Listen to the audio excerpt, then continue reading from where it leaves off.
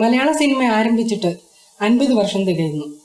ആദ്യകാലങ്ങളിലെ അങ്കിളിന്റെ സിനിമാ രംഗത്തെ അനുഭവങ്ങൾ, അതായത് രസകരമായ എന്തെങ്കിലും പറഞ്ഞാൽ പ്രേക്ഷകർക്ക് അറിയാൻ താല്പര്യമുണ്ടാവും. മലയാള സിനിമയ്ക്ക് 50 വർഷം തികയുന്നു എന്നുള്ളത് ശരിയാണ്. എന്നെ സംബന്ധിച്ചോളം അപ്പോൾ ഒരു 40 വർഷത്തിൽ കൂടുതലായിരിക്കുന്നു ഞാൻ ഇതിൽ വന്നിട്ട്. പിന്നെ 10 വർഷമേ ബാക്കിയുള്ളൂ. ഒരു കണക്ക് പറഞ്ഞാൽ ഞാൻ അതിലും കൂടുതൽ കാലത്തിനു മുമ്പേ വന്നു. ബാലൻ എന്നുള്ള ആദ്യത്തെ മലയാള ചിത്രം കഴിഞ്ഞതിന് ശേഷം കൊച്ചിയിലെ അന്നത്തെ കളമുറ രാജാവായിരുന്ന കൊച്ചിയിൽ അപ്പം തമ്പുരാൻ വലിയ സാഹിത്യകാരനായിരുന്നു. അദ്ദേഹത്തിന്റെ ഭൂതരായർ എന്നുള്ള ഒരു നോവൽ അദ്ദേഹം സിനിമയിലാക്കാൻ തീരുമാനിച്ചു. കേരള സിനിറ്റോൺ എന്ന പേരിലാണ് ഒരു കമ്പനി അവരുണ്ടാക്കിയത്. അതിൽ പുത്തേഴത്ത് രാമൻ മേനോൻ, കോട്ടയ്ക്കൽ PS വാര്യർ, ആറ്റൂർ കൃഷ്ണപ്രസാദ് ഇവരൊക്കെ ഡയറക്ടറായിരുന്നു. അന്ന് ഈ നടീനടന്മാരെ ആവശ്യമുണ്ടെന്ന് അവർ പ്രസന്റ് ചെയ്തപ്പോൾ ഞാനും 2 ഫോട്ടോ അയച്ചു. ആയിരക്കണക്കിന് ജനങ്ങൾ ഇവിടെ തിങ്ങിക്കൂടി. അതിൽ ഒരു കഥാപാത്രത്തിന്റെ വേഷം 10-30 പേര് പിന്നെ റിഹേഴ്സൽ എടുത്തു. പക്ഷെ എന്നെ സെലക്ട് ചെയ്തു.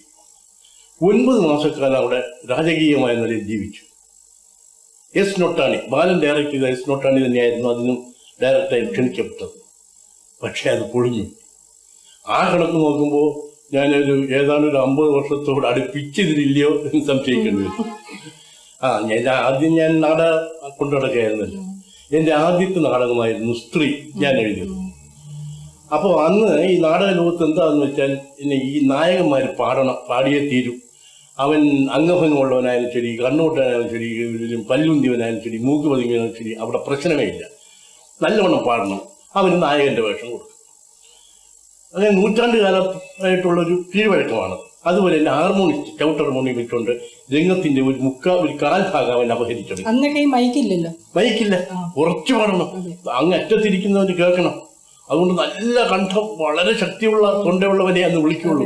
അപ്പൊ സമ്മയുടെ അച്ഛനൊക്കെ അതിലൊരാളായിരുന്നു. പിന്നെ അന്ന് വേറൊരു പുതുമ ഒരു വ്യത്യാസം ഞാൻ കണ്ടത്, അന്ന് വരെയുള്ള സാമുദായിക നാടകങ്ങളുടെ അവസാനം നടക്കുന്നത് കല്യാണമാണ്. കല്യാണത്തോടുകൂടെ നാടകം തീരും.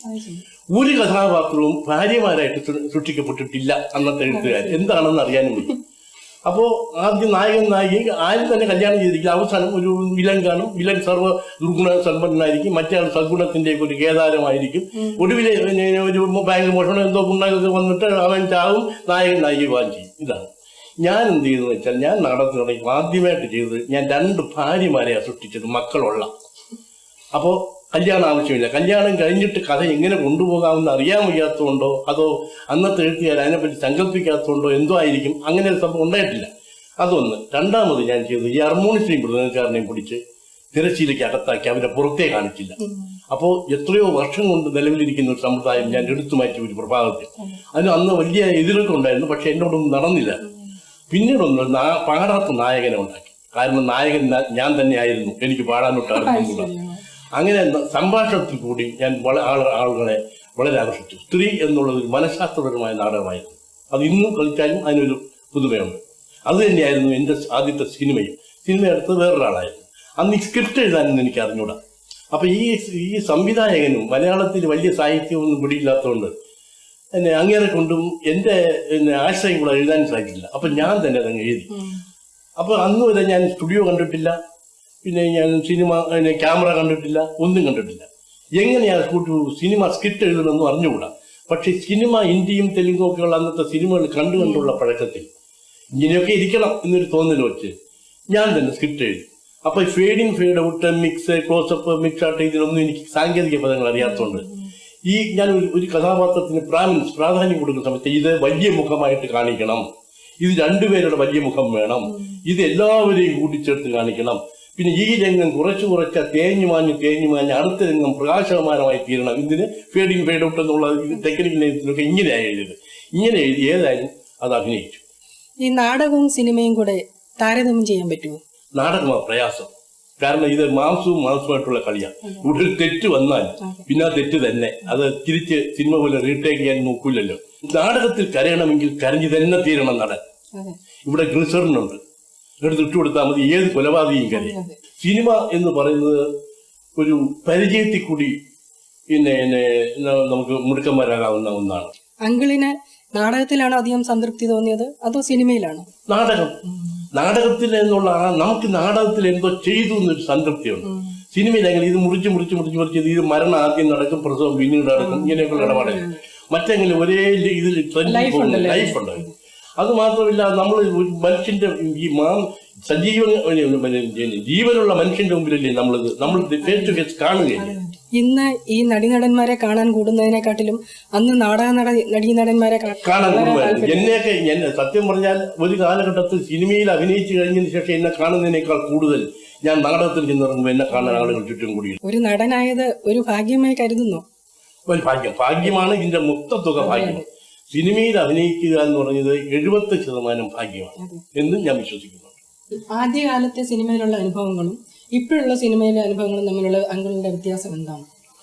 അത് അന്ന് സിനിമയിലെ ഇന്നത്തെ പോലുള്ള സാങ്കേതിക സൗകര്യങ്ങളില്ലല്ലോ. ഇപ്പൊ ഹലോജൻ ലാമ്പ് എന്ന് പറയുന്നുണ്ട്, ആർക്ക് ലാമ്പുണ്ട്, സൺഗണ്ണുണ്ട്.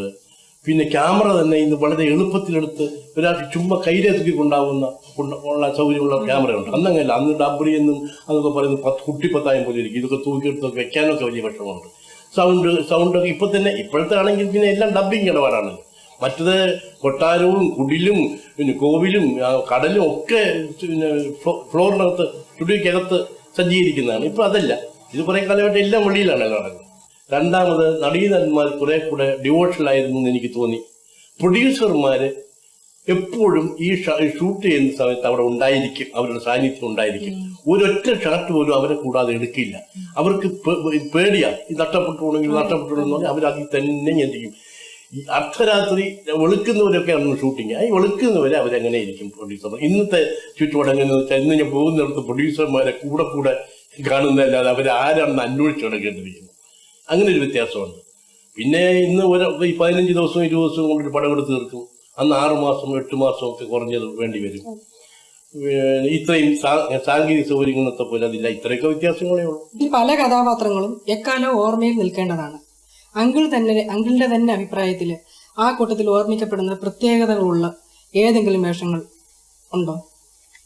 അതിപ്പോ ചോദിച്ചാൽ എനിക്ക് ഒരച്ഛനേ ഉള്ളൂവെങ്കിലും ഞാൻ ഒരുപാട് അച്ഛനായിട്ടുണ്ട്. അതുകൊണ്ട് ഏതായതിൽ ഓർക്കേണ്ടതെന്നുള്ളത് വലിയ പ്രയാസമാണ്. എത്രയോ പടത്തിൽ ഞാൻ കുറച്ചു കാലം മാത്രമേ നായകനായിട്ട് തന്നിട്ടുള്ളൂ. എന്നെ അച്ഛനാക്കിയത് എന്നെ പ്രേം നസീറാണ്. ആദ്യം അച്ഛന്റെ വേഷം എന്റെ മകനായിട്ടാണ് അദ്ദേഹം. അന്ന് എനിക്ക് വേണമെങ്കിൽ നായകന്റെ വേഷം കെട്ടാം. പക്ഷെ ഞാൻ അച്ഛന്റെ വേഷം കിട്ടി. അച്ഛൻ ചെറുപ്പത്തിൽ വലുതായി അച്ഛനാകുന്നവരാണ്. അപ്പൊ എനിക്ക് ആദ്യം ആ നായകന്റെ വേഷം എനിക്കൊരു നല്ല നായികയും കിട്ടിയിരുന്നു. പിന്നെ വയസ്സായി മോൻ ഇങ്ങനായിട്ട് വന്നു. എന്ന് മാത്രമല്ല, അന്ന് അച്ഛന്റെ വേഷം കിട്ടുന്നതിൽ എനിക്ക് വലിയ വിഷമൊന്നുമില്ല. എന്താന്ന് വെച്ചാൽ അച്ഛന്റെ വേഷം കിട്ടിയാലും അപ്പൂപ്പന്റെ വേഷം കിട്ടിയാലും നായകന് അന്ന് ഞാൻ വാങ്ങിച്ചിരുന്ന കാശ് പ്രൊഡ്യൂസർമാർ തരും. അപ്പൊ അതുകൊണ്ട് എനിക്ക് കാശ് കുറവില്ല. അതിങ്ങനെ തന്നെ തുടരെ ഇരിക്കുന്ന ഉള്ള കാലം ഇങ്ങനെ ഇരിക്കുമെന്ന് വിചാരിച്ചത് മണ്ടത്തരായിപ്പോയി. ഇപ്പൊ അച്ഛന് കാശ് കുറവാണ്. എന്ന് മാത്രമല്ല, വരുന്നവരെല്ലാം അച്ഛന്റെ വേഷത്തിനാണ് വരുന്നത്. ഇവിടുന്ന് വണ്ടി കയറി മദ്രാസിൽ വന്നിരുന്ന ഒരു കാലഘട്ടത്തെ ആളുകൾ ഒരു അച്ഛൻ വേഷം മതി സാർ, ഒരു അച്ഛൻ വേഷം മതി സാർ, അതിന് നമുക്കെതിരാവുന്നു. പക്ഷെ നല്ല അച്ഛനെ കിട്ടണമെങ്കിൽ എന്നെ തന്നെ വേണം. പ്രേം നസീറിന്റെയും മധുവിന്റെയും ഉമ്മറിന്റെയും പിന്നെ മോഹൻലാലിന്റെയും മമ്മൂട്ടിയുടെയും ഒക്കെ അച്ഛനാകണമെങ്കിൽ എന്നെ പോലെയുള്ളവൻ തന്നെ വേണം. അതുകൊണ്ട് ഞാൻ എവരോട് ചുമ്മാ തമാശന് പറയും, മധുവിന്റെ അടുത്തൊക്കെ ഞാൻ പറയും, നിങ്ങൾ എൻ്റെ ആരോഗ്യം നോക്കണം. ഞാൻ ചത്തുപോയാൽ നിങ്ങൾക്ക് നല്ല തന്തയെ കിട്ടില്ല. അതുകൊണ്ട് നിങ്ങൾ എൻ്റെ മാസം തോറും എന്നെ ഡാക്ടറെ കൊണ്ട് കാണിക്കുക, വേണ്ടുന്ന ടാണിക്സ് വാങ്ങിച്ചു തരിക. അങ്ങനെ എന്നെ സൂക്ഷിക്കേണ്ടത് എന്നേക്കാൾ കൂടുതൽ നിങ്ങളുടെ ആവശ്യമാണ്. ഇല്ലെങ്കിൽ നിങ്ങൾക്ക് തന്ത ഇല്ലാതായി പോകുന്നു. പിന്നെ സത്യൻ എന്നെക്കാൾ 5 വയസ്സ് മുമ്പുള്ള നടനാണ്. ആ സമയത്ത് അങ്ങയുടെ അച്ഛൻ അങ്ങേർക്ക് ഉണ്ടായിട്ടുണ്ടെങ്കിൽ അത് ഞാൻ തന്നെയായി. ഇന്നത്തെ മലയാള സിനിമയെ പറ്റിയുള്ള അഭിപ്രായം എന്താണെന്നാണ് ഞാൻ ചോദിക്കുന്നത്. ഇന്നത്തെ മലയാള സിനിമയെ പറ്റി എനിക്ക് നല്ല അഭിപ്രായം. എത്രയോ പുരോഗമിച്ചിട്ടുണ്ട്. മറ്റു ഭാഷകളെ അപേക്ഷിച്ച് പരീക്ഷണങ്ങൾ നടത്തുന്നത് നമ്മളാണ്. പല സംവിധായകന്മാരും ഈ ഇൻസ്റ്റിറ്റ്യൂട്ട് പാസ്സായ ഇപ്പോഴത്തെ ഇന്നത്തെ തലമുറയിലെ യുവ തലമുറയിലെ ഉൽപ്പന്നങ്ങളായ നല്ല ഭാവന ശക്തിയുള്ള സംവിധായകന്മാർ പലരും പരീക്ഷണങ്ങൾ നടത്തിയിട്ടുണ്ട്. നമ്മുടെ പരീക്ഷണങ്ങൾ കണ്ടിട്ടാണ് ഇപ്പോൾ പല ഭാഷകളിലും ഇത് അനുകരിക്കാൻ ഉള്ള ധൈര്യം വളർത്തുന്നത്. അത് നമുക്കേ അതിനുള്ള ചങ്കൂറ്റം ഉണ്ടായിട്ടുള്ളൂ. നമ്മുടെ ഇന്നത്തെ നടീനടന്മാരെ കുറിച്ച് എനിക്ക് വലിയ അഭിപ്രായമാണ്.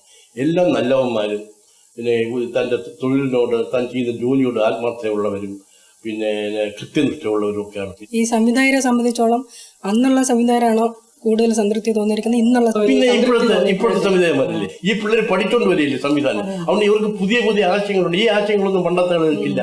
ഇന്ന് നമ്മുടെ ഇന്നത്തെ തലമുറയിൽ സംവിധായകന്മാരോട് അഭിനയിക്കാൻ വളരെ ആവേശവും എനിക്ക് ഭയങ്കര ഇഷ്ടവുമാണ്. നേട്ടങ്ങളെ പറ്റി അങ്ങ് സംതൃപ്തനാണോ? നേട്ടങ്ങളെ പറ്റി എന്ന് പറഞ്ഞാൽ ഒരർത്ഥത്തിൽ ഞാൻ സംതൃപ്തനാണ്. കാരണം ഇക്കുറിശി എന്ന് പറഞ്ഞ ഓണംകറാമൂലിൽ ജനിച്ച് ഞാൻ ഇത്രയൊക്കെ ആയില്ലേ. പത്മശ്രീ കിട്ടി, നല്ല നടനുള്ള സ്റ്റേറ്റ് അവാർഡുകൾ കിട്ടി.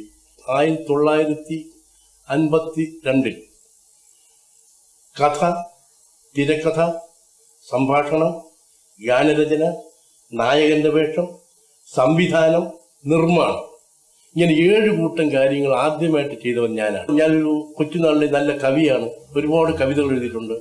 ഇനിയും എന്തെങ്കിലും കൂടി ചെയ്യണമെന്നൊരു തോന്നല് അങ്കിളിന് അവശേഷിക്കുന്നുണ്ടോ? ഇനി ഒന്നും ചെയ്യാതിരിക്കാനാണ് എനിക്ക് ആഗ്രഹം. എന്തുകൊണ്ടാണെന്ന് വെച്ചാൽ എനിക്ക് ഈ ജീവിതത്തിന്റെ സായാഹ്നത്തിൽ ഒരു വിശ്രമിക്കണം. അതായത് എൻ്റെ കയ്യിലുണ്ടായിരുന്ന എല്ലാ ചരക്കുകളും ഞാൻ ഇഷ്ടപ്പടിക്ക് വിറ്റു, തോന്നുന്ന പോലെ വിറ്റു. എനിക്ക് എൻ്റെ ഇഷ്ടത്തിനനുസരിച്ച് വിറ്റ് ഞാൻ കട പൂട്ടി.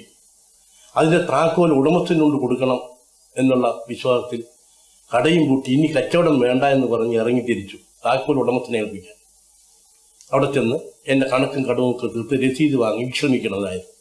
വഴിയിൽ വെച്ച് കാലം ഇരുട്ടത്ത് എൻ്റെ തലക്കിട്ടടിച്ചു ഒരു വല്ലാത്ത പ്രഹരം. എൻ്റെ എല്ലാമായിരുന്ന എൻ്റെ ഒരു മകൾ മരിച്ചു. ഇളയ മകൾ ഒരു ആക്സിഡന്റിലാണ് മരിച്ചത്, ബൈക്കിൽ. ആ സങ്കടം, ആ ദുഃഖം തീരാ ദുഃഖമാണ്, അതെനിക്ക് മാറില്ല. അതുകൊണ്ടാണ് ഞാൻ ഈ വേഷം, അന്ന് ഞാൻ താലമുണ്ടനം ചെയ്ത് ഈ വേഷം